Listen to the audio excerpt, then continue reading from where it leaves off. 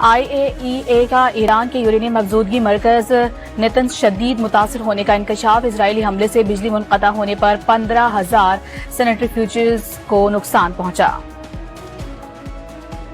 Trump کی ایرانی حکام کو وائٹ ہاؤس بلانے کی ہدایت، اپنے مشیر اور ان کے نائب کو ایرانی حکام سے ملاقات طے کرنے کی ہدف دے دیا۔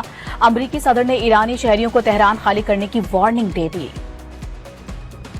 ڈونلڈ ٹرمپ کا G7 سربراہ اجلاس ادھورا چھوڑ کر واشنگٹن واپس چلے گئے، واپسی کی وجہ ضروری امور قرار دے دیے۔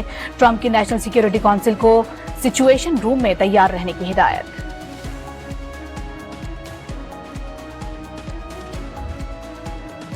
ایران کا اسرائیل پر میزائلوں اور ڈرون سے بڑا حملہ، تل ابیب اور حیفا میں سائرن بج اٹھے۔ ایرانی فوج نے حیفا میں بجلی پیدا کرنے والے پاور اسٹیشن کو نشانہ بنایا، 3 اسرائیلی بھی مارے گئے۔ اسرائیل میں تمام آئل ریفائنریز اور ذیلی کمپنیاں بند۔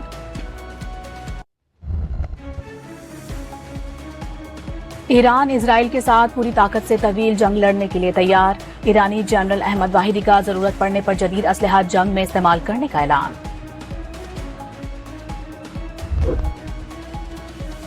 ایران پر اسرائیل کے حملے جاری، تہران میں دھماکوں کی آوازیں سنائی دی گئیں۔ نتنز جوہری تنصیب کے اطراف اور تہران میں بھی ایئر ڈیفنس نظام فعال کر دیا گیا۔ اسرائیلی حملوں میں ایرانی شہداء کی تعداد 224 ہو گئی۔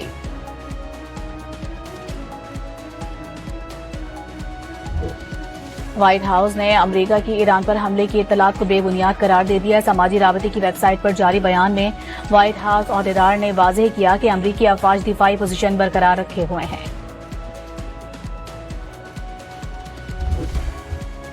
بلوچستان کا آئندہ مالی سال کا بجٹ آج شام 4 بجے پیش کیا جائے گا۔ سرکاری ملازمین کی تنخواہوں میں 10 اور پنشن میں 7% اضافے کی تجویز۔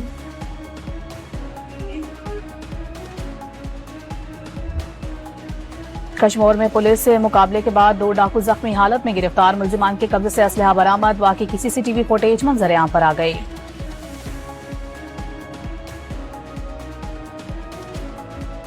اطالوی بحری جنگی جہاز خیرسگالی دورے پر کراچی پورٹ پہنچ گیا، پاک بحریہ، اٹلی کے قونصل جنرل اور سفارتی عملے نے استقبال کیا۔